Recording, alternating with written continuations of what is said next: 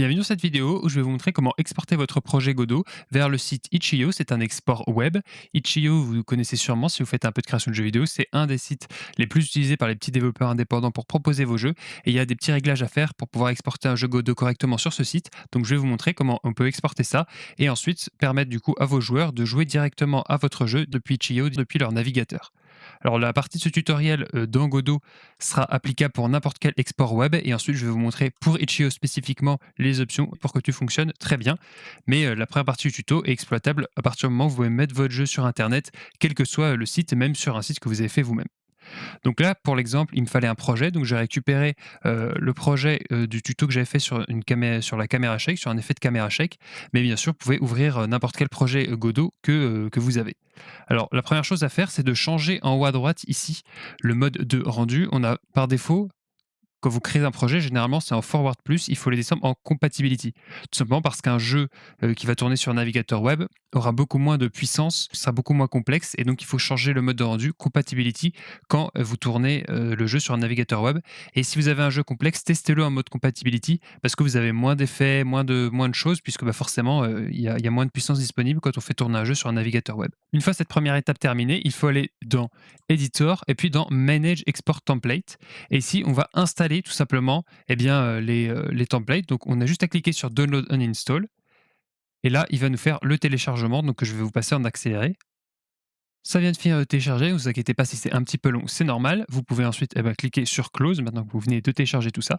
Ensuite, il suffit d'aller dans Project Export, ici, et ici, c'est la fenêtre qu'on va utiliser pour exporter le jeu, quelle que soit la cible. Là, c'est le web, mais c'est aussi ici que vous irez pour exporter pour desktop, par exemple. Donc, vous cliquez sur Add et vous cliquez sur Web, puisqu'on va exporter notre jeu pour le web. Ici, vous avez pas mal d'options. Nous, on va toucher à rien. On va tout simplement cliquer sur Export Project ici. Là, il va vous amener à l'endroit où vous avez enregistré votre projet. Je vous conseille très très fortement de créer un dossier parce qu'il va vous créer pas mal de fichiers, ça va être le bazar sinon. Donc vous créez un dossier que je vais appeler web par exemple. Vous renommez votre fichier pour qu'il s'appelle index.html. Pour Itch.io par exemple, c'est important. Et si jamais c'est coché ici, vous décochez Export with Debug et ensuite vous avez juste à cliquer sur Save. On peut fermer cette fenêtre et on peut on peut aller dans notre explorateur de fichiers. Là, je suis dans mon explorateur de fichiers avec mon projet d'ouvert. J'ai un projet web. Quand je vais dedans, vous voyez que j'ai tout ça, tous les fichiers qu'il a créés. C'est pour ça que je vous ai dit de créer un dossier. Vous sélectionnez tout, vous faites clic droit et ensuite, ça dépend de si vous avez Windows 10 ou Windows 11, mais vous faites un fichier zip. Vous faites compresser vers fichier zip et ça va vous créer un index.zip. Ensuite, vous allez sur Itch.io si vous voulez uploader le jeu sur Itch.io. Ici, je suis connecté avec mon autre compte et vous faites upload a new project. Ici, là, je ne vais pas vous apprendre à publier un jeu sur Itch.io, donc vous avez plein de choses à mettre, hein, le nom, le genre, etc. Là, nous s'intéresse juste à la partie technique, donc je vais mettre test Godot. Et ici, vous avez upload file, vous allez cliquer et vous allez mettre le zip qu'on vient de compresser. Donc, je viens de trouver dans mon disque l'endroit où il y a le zip que je viens de compresser et juste à faire ouvrir. Donc là, il va upload mon fichier sur le site et quand on remonte un petit peu, on voit kind of project ici et à la place de downloadable, il faut mettre HTML. Si je descends, on voit dans la section upload où j'ai uploadé mon index.zip que je peux cocher this file will be played in the browser. Ensuite, on a simplement à sauvegarder le projet et on arrive sur la page, on va charger et là, si je clique sur Run Game, on a le jeu qui charge et qui finit par se lancer. Alors là, effectivement, on a le jeu qui est tout petit dans une fenêtre.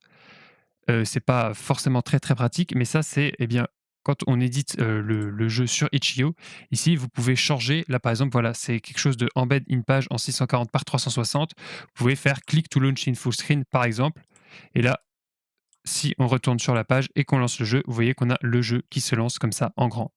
Jusqu'à encore récemment, pour que les exports web fonctionnent sur Itch.io, il fallait activer cette option Shared Array Buffer Support pour avoir le jeu Godot qui fonctionne ici. Et là, vous voyez, je l'ai lancé et j'ai toujours mon projet qui fonctionne très bien. Donc, si vous avez un souci et que vous avez votre projet qui ne fonctionne pas sur Itch.io, que vous n'avez pas à lancer, vous avez une erreur, bah, vous avez juste à cocher cette option qu'on vient de cocher ici. Et du coup, votre projet devrait fonctionner. Et ensuite, vous pouvez continuer à remplir tout ça sur Itch.io. Merci d'avoir regardé ce tuto. J'espère que comme ça, vous allez réussir à exporter tous vos jeux et à les mettre en ligne sur Itch.io. N'hésitez pas à vous abonner si vous avez envie de suivre d'autres tutos sur Godot ou la création de jeux vidéo en général. Et si vous voulez poursuivre votre apprentissage de Godot, je vous conseille un des tutos qui s'affiche actuellement à l'écran.